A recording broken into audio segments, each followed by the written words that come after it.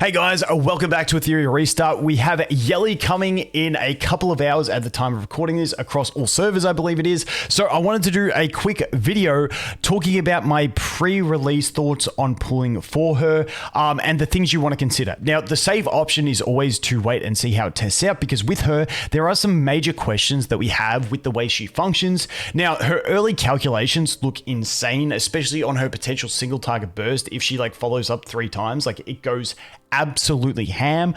But there's a few questions that I have on the way she works, and I want to see answers to these things before I make a decision. And I think a lot of people will too. For instance, if you have Lily, if Lily uses the basic attack and she follows up, does that give her the chance to start this chain, or is it only going to act and do the one follow-up and it doesn't count as her taking her action and proccing this passive?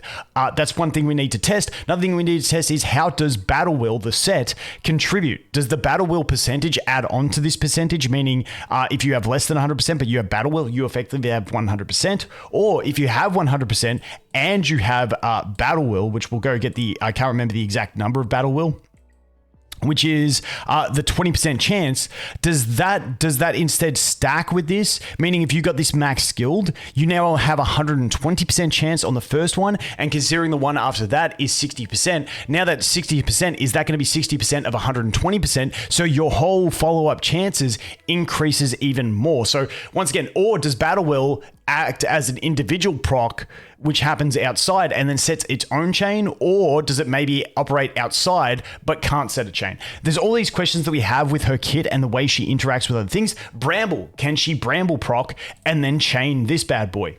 Once again, there's a lot of questions we need to see, but even without all those things considered, her damage output is looking insane, especially on single target, especially if you get some good amount of luck and you keep chaining her basic with her passive. Now, obviously, you see a lot of things about, she's just replacing Didding and stuff like that. And I look at her as that kind of unit that can kind of pseudo fill the role of what a Messiah and a Didding does. I think Messiah is always going to be better in PvP, just the straight 70% ignore defense. Even though she has her Death Shred, the ignore defense is just such a powerful effect. She's going to be able to do less damage AoE than Messiah in PvP, but then, follow in and maybe nuke a single enemy. The other thing I have as a question in PvP is, do these, with Bloodbath being a set, so if we go over here into the Bloodbath set, which is this one here, when total damage taken in a turn exceeds 20% of max HP, the excess damage is reduced by 55%. Now, on multi-hitting abilities with one ability that hits multiple times, that all gets reduced. But is this considered a separate ability that doesn't get reduced? So say that you use her basic attack, it does more than 20%, that extra gets reduced. Is her next follow-up attack all reduced, or is it doing 20% again before it gets reduced? Those are some of the things in PvP that would be very, very curious to see, because that could give you really good snipe potential on a single enemy. Because I believe White Fang counts as a separate instance, but I'm not 100% sure. Don't quote me on that one. So yeah, we need to see some of the interactions in the way she works. That's just my disclaimers on how she interacts and what we're waiting to find out. Now, like I mentioned, I think she's going to be kind of like a hybrid between Didding and Messiah. She can do not as crazy of AoE burst damage of one ability as Messiah, but her single target burst is insane. And you got to remember, every time she attacks, this is only a 240 multiplier, but if you get this to 100% chance, every turn she's going to be doing a 480% multiplier with that basic attack. The other thing is, she has her skill 3 with her own crit rate buff, reduces the gearing requirement on her. The thing I like about this Death Down is, I didn't like it when I first saw it, but I didn't read the skill ups. The Death Down is a 50% chance no matter what, so 3 times 50% is really nice. Even if you don't build it with accuracy, I thought there was going to be something in skill ups. I didn't read it properly on the trailer, so no skill ups affecting that Death Down is nice. I still think for PvE usage, you're probably going to want to have this skilled up for the reduction, unless you are literally just nuking bosses and you don't care about the long game. Then you can maybe just ignore this, because if you only need that crit buff for 2 turns and you've killed the boss, well, who cares? Maybe that saves you some gold cubes, because in general, I think you're going to want to max out this passive and you're going to want to max out this skill 1, because this is where the bulk of her damage is coming from. And then the skill 3 is one that you would want to max out for AoE situations, obviously. if you think you're going to need the Dispel, and also for that cooldown reduction for higher uptime on the defense break, but also higher uptime on her crit buff to alleviate the gearing requirements in longer fights, because I still think she's going to be good in those longer boss fights as well. So she's going to be very, very intensive in that. So that is the way I look at her. Me personally, I think on my, I'm logged into my Asia server account at the moment. And if you're kind of like me on this account, I have my Messiah, I have his skill 3 maxed, I have a Didding, and I actually have a couple dupes into Didding. If we go over here, so I can build him up and he's looking pretty good. So like, even though Yeli I think would be great on any account, because I already have Messiah invested as a neutral element unit for AoE, and I have a Didding that I can invest into much cheaper because of the cube cost as a neutral element unit for single target, I think I'm pretty happy on this account that I don't feel like, even though she would be nice to have, I don't think she's really necessary because I've kind of got the roles filled that she does. Now, I guarantee you will probably see her on the leaderboards of just about every boss.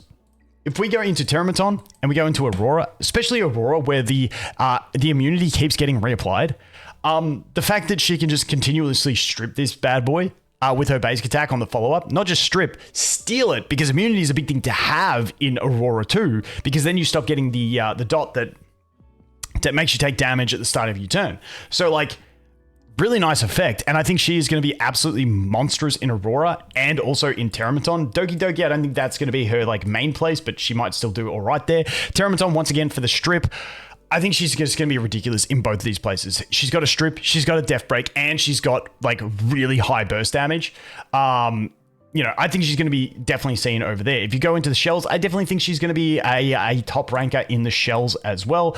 Probably in Shadow Flame, probably in Nico, probably in Ringit, dude, however we say bloke's name. I think she's going to be great just about everywhere in bossing. But the thing you got to consider is getting her on your account, if you can't do those things, going to be the enabler to get you to do it. I think that's the big question you need to ask yourself. Me personally, I think I'm going to skip, like on my main account, I need that big single target DPS. So even though my intention is to maybe skip it, if she works with Lily, I'm probably going to have to pull her on that account because I don't have a big DPS on that account yet. But in general, I would say for free to play, there is no harm in when this banner comes out. If you have no pity built in the banner because you didn't summon on the Messiah banner and you've got like 10 summons, I mean, I'm going to do it on both my accounts. I'm just going to pop a 10 pull into it because what are the two outcomes of that situation? One, I get her. Awesome, I got her for 10 pulls. Two, I build pity to the next unit that I'm going to save for. So that is the way I look at it. If I have no pity built up, I'm probably just going to pop a 10 pull in on both my accounts. Now, on my other account, my main account that I do not have Valerian yet, if Valerian happens to be the rate up on her banner, then I'll probably do 20 or 30 pulls to try and get myself a Valerian because it's annoying me not having her. But outside of that, I think I'm probably going to wait just because... even though you will probably see on damage calcs, she's going to probably be one of the top damage dealers. And she's going to work, once again, I think you're going to see her in the top results everywhere. I think for an LD unit for free to play, I envision, depending on how frequently they release these, I envision a free to play being able to pity one of these guys, depending on your gem usage, maybe once every 3 to 4 months, maybe even longer. So with that being the thing for LD, let's say they only put out one LD a month. You got to pick and choose really carefully. And I just don't think she's the one that I really want to go for as a free-to-play saving. Now, if you're a whale, you're probably going to get some big use out of her, so go ahead, go nuts. The other thing you got to consider is your cube usage. If we go to prowess here, you can see I have 4 cubes saved up. But I think she's going to take more than that to be really functional. And once again, I've already invested into Messiah on this account, so I just don't see the point. But once again, that is my general thoughts around her. I think she's going to be amazing in the current state of the game. I'm just worried that pulling her is going to make me miss out on the next LD that I'll really want. So I'm probably going to put 10 pulls in on both accounts and see how I go. If I get her, sick, I got her in 10 pulls. If I don't, I've just built pity to the next character and we will wait and see what the next LD unit is. But that is my general summary of it. Once again, there are still those things that we need to see on how she works. I will report back to you with all the way she works after she's released, her damage numbers and all that sort of stuff. And obviously we'll start seeing her in some fast clears, I'd imagine. And I'll update you guys on all that. But in general, My thought is free to play. If you're desperate for that big dick DPS, then she is a great option. But if you already have others built like Messiah, like Didding, then just consider, is she actually going to be game changing for your account? Or is she just like, are you going all in on an LD character for a little increase when maybe you could say for the next character that, who knows, might be a big increase. But at the end of the day, if you just love her, you want to have fun, go nuts. That's my thoughts. I'm going to shut up. Let me know your thoughts. As always, thanks for watching. Hope you have an awesome day and I look forward to seeing the next one. Cheers.